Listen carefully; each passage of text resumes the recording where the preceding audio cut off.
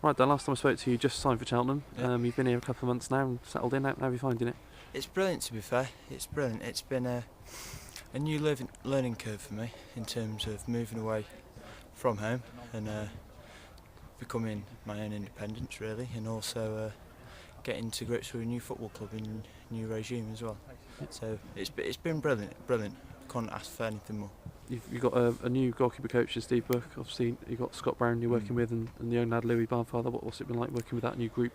Brilliant, to be fair. I can't ask any more of them. Like, Stevie's been an absolute massive help, to be fair. He's been brilliant in terms of the way he help you with confidence and all that, and he'll talk to you, and he's a good goalkeeping coach to actually talk to on a personal level if you've got any problems in terms of when he'll let you know and he'll help you along the way. Yeah. So he's what are your aims for this season, your sort of objectives? Is it just to learn as much as you can? Do you want to get some games? I mean, it must be quite difficult with there being no reserve team, you're not playing regularly. Well, when I signed here at the club, I knew I was signing as a number 2. That was agreed with manager Mark Yates as a number 2, and I want to basically go through the season trying to play as many games as possible, whether that be reserve team or push my way into the first team and really push Brownie on. Yeah, and if you can finish this year a better goalkeeper, would that be satisfying for you, even if you haven't played that many games? That'd be, that's year on year I want to improve and be the best in my ability, and also help the team push on and succeed, really. Yeah. Because that's the whole essence of it as a team game. You want to push on and make the team succeed. Yeah, Scott Brown's been particularly good in the last couple of games, kept 2 clean sheets in a row in the league, but he did go through a little bit of a difficult period. Are you one of the people who he needs to lean on there as a fellow goalkeeper to sort of help him through those sort of patches? Well, I don't think he really needs me to lean on, to be fair, because he's a bright, intelligent guy. He'll know what he needs to improve on. Like I say, people say he had that sticky spell earlier on in the season. He's a bright, intelligent guy. He knows, and he knows as a goalkeeper as well what he needs to do to improve. And I don't think he needs me, really.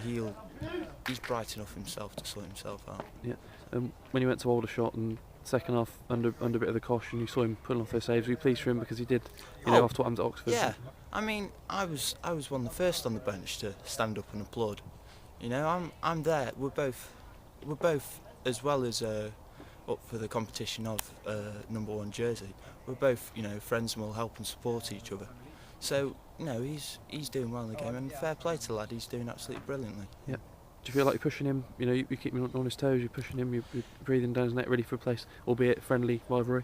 Yeah. Well, I mean, that's the opinion of others to judge. Me personally, I think I am, but like I say, I want to do more, and I want to improve and get better, and really properly say to the manager and show the manager, yeah, I want to play and I'm ready to go. Yeah, I mean, the club decided to get rid of the reserve team a couple of seasons ago, for financial reasons really, and obviously it's quite a small squad, but for you, would it have been better to have week in, week out reserve team football? So Definitely. I mean, I was really hoping that the reserve team would at least get a reserve league going or something, so you've got regular reserve competition games, because that's really part of my development. With me being still a kid, that's what I want, to play as many games as possible. Like I say, i.e. reserves or first team. So really, to get reserve team games going, that's what I need to develop. Yeah, and it's difficult because the outfield lads who aren't really getting in the team can go out and play on loan, but because they need a backup on the bench, you can't really send you out.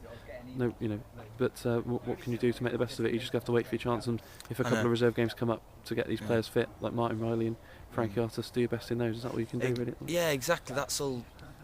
That's all I can do, really, and hold my hands up and say, fair enough.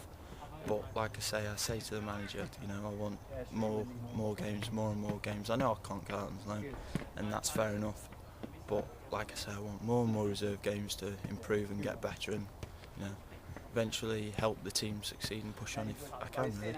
Yeah, you said it's the first time you sort of moved out and away a bit of independence on your own. Have you moved down to Cheltenham? Have you moved to the area and settled in around here? Yeah, it's been brilliant. I've got family in the area that's also helped me along the way. I mean, when I was 15, I left school and moved to Birmingham when I played for West Brom, and that was really sort of a wake-up call from the country upbringing that I was brought up on. I lived in the sticks, and moving to somewhere like Birmingham, and obviously then eventually moving to here, it's really helped me improve not only, I suppose, confidence-wise, but as a person as well. It's helped me, so it's been a massive boost. Yeah, in terms of the squad you've found yourself in, what are the lads like? Is it good spirit between the players? Yeah, it's absolutely brilliant. It's absolutely brilliant between the lads. The banter's going, and obviously we get the friendly rivalry going between the lads, and it's brilliant. I can't ask for more in terms of a group of lads, because they're absolutely brilliant. They work hard on and off the pitch, and they're a great bunch of lads, really. Yeah. Just finally, Dan, you're obviously still very young. What sort of age do you think you need to be playing? You won't sign for a club and say, right, I'm going to come here as number 2. When do you think you won't settle for that as you keep developing? Tough question to ask. See, I'm the kind of person where, my idol as a kid was Casillas at Real Madrid. I mean, he broke in the team at 17 and established himself by the age of 19. I'm the age of 19, and I want to be literally establishing myself. I want it now. I want it, to really be improving and developing my game and be the absolute best I can. So I think for me on a personal note, that's sort of a difficult question to answer, really, because I really, want to push on. I suppose like any player, they really want to improve.